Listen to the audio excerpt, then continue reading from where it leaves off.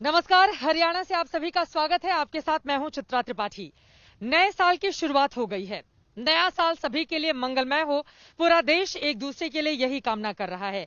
लेकिन इन सब के बीच दिल्ली के बॉर्डर पर किसान आंदोलन भी जारी है।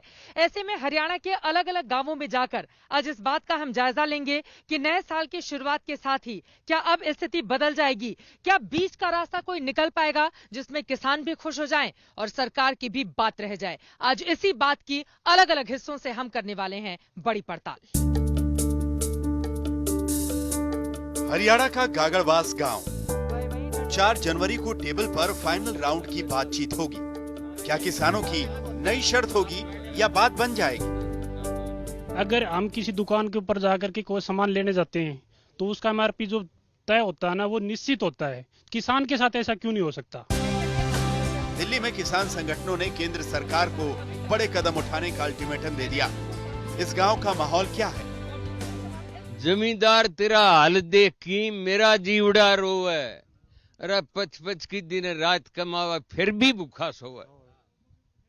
जमींदार तेरा हाल देख की मेरा जीवड़ा रोवे, 55 की दिन रात कमावा फिर भी भूखा सोवे। लोग ये भी कहते हैं कि जैसे मान लीजिए आप जैसे लोग मतलब जीन्स में उसमें रहते हैं तो बड़े सारे लोग कह रहे किसानों के पास इतनी महंगी गाड़ियां कैसे हैं, किसान अंग्रेजी बोल रहा है, इस तरह की भी बातें सामने आती है तो दुख होता है। मैडम, किसान का बच्चा पढ़ सकता है, ऑफिसर भी लग सकता है, किसान का बेटा और भी बिजनेस भी कर सकता है, तो किसान भी समृद्ध हो सकता है। कोई बड़ी बात नहीं, अच्छी गाड़ी में भी घूम सकता है। जो चरण सिंह भी किसान थे, वो भी हवाई जहाज में घूमते थे। क्या कोई कंफ्यूजन है या फिर केंद्र सरकार कृषि सुधार कानूनों के फायदे समझाने में नाकाम रही? क्या है कृषि कानून पर किसानों के मन की बात? क्या है प्रधानमंत्री मोदी के नाम किसानों का मैसेज? समाधान से कितने दूर, कितने पास है केंद्र सरकार?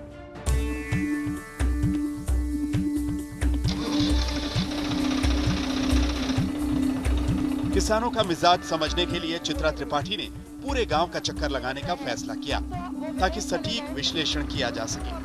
सफर शुरू हुआ ट्रैक्टर पर। ट्रैक्टर यानी किसानों के कर्म की सीढ़ी, यानी हल परंपरा की नई पीढ़ी।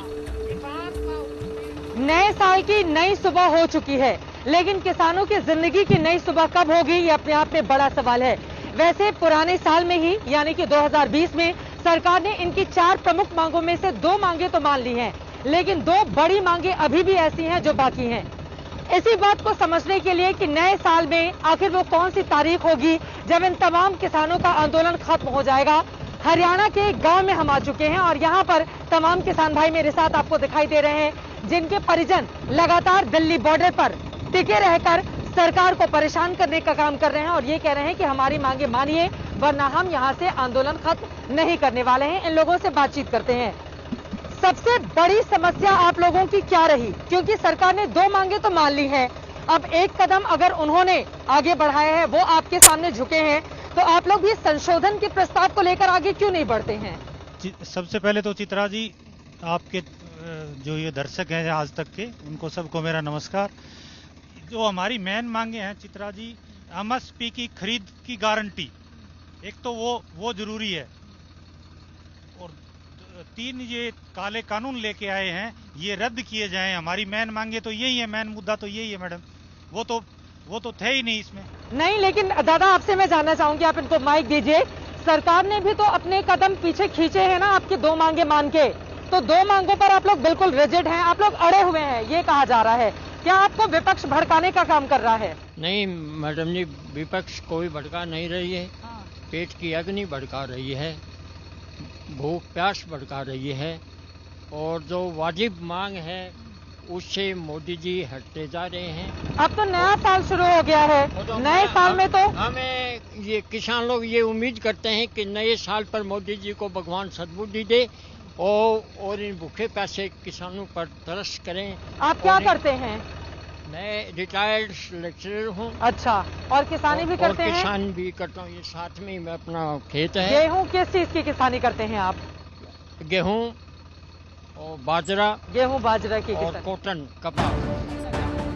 किसानों से बात करके 3 बड़ी बातें सामने आई। बड़ी बात नंबर 1, एमएसपी की गारंटी और नए कानून रद्द हो। बड़ी बात नंबर 2, नए कृषि कानून को अब तक नहीं पढ़ा। बड़ी बात नंबर 3, सोशल मीडिया देखकर बनाई धारणा। गांव का चक्कर लगाने के बाद हम किसानों की चौपाल में पहुंचे। चौपाल में गांव के बच्चों से लेकर 90 साल के बुजुर्ग तक मौजूद दिखे। यहाँ पर 4 जनवरी की मीटिंग से पहले का मंथन चल रहा था। तो क्या इन किसानों का मत भी वही है जो गांव के दूसरे किसानों का है? ये हमने समझा। आप लोगों को ऐसा किस बात को लेकर सबसे ज्यादा समस्या आपको लग रही है? समस्या मैंने तो कोई मिल नहीं रहा, हमारी तो दुर्गति हो रही है।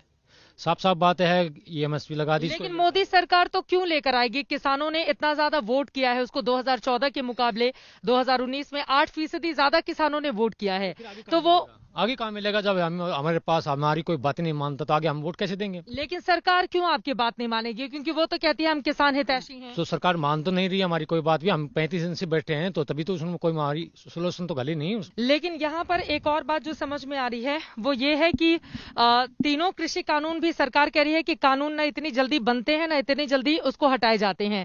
हमने भी बहुत सोच समझकर लोगों की राय लेकर तब ये कानून लेकर आए हैं। तो ये कानून लेके आए सती जी, ये तोड़नी जरूरी से।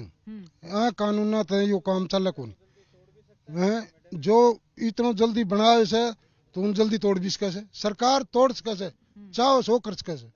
क्या होती है आप लोगों की दिनचर्या? आप लोग उनको जो किसान बैठे हुए हैं आंदोलन करने के लिए, उन लोगों तक कैसे पहुंचते, कैसे मदद करते हैं?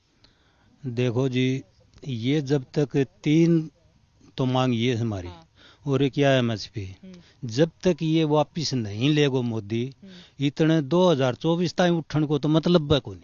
क्या चाहते हैं आप? क्या हम ये चाहते हैं, एक तो एनएसपी को लिखित में दिया जाए, और दूसरी बात हमारे किसान को 12 महीना मतलब काम में लगा रहता है और फिर भी उसको कोई इनकम नहीं होती, सिर्फ टोटा ही टोटा लगता है। सरकार कहती है हम जो है 2000 रुपए देंगे। 2000 से क्या होता है मैडम? लेकिन किसानों को आमदनी हो, इसीलिए तो सरकार कानून लाई है ताकि आधुनिक खेती को बढ़ावा मिले। आधुनिक खेती को बढ़ावा मिले, पर किसान ने इस बात के बारे में पहले अच्छी तरह समझाना चाहिए था, किसी ने समझाया नहीं। तो अब किसान तो इस बात को नहीं मान रहा, और चाहे ये आंदोलन चले 5 साल, हम वहीं खड़े रहेंगे।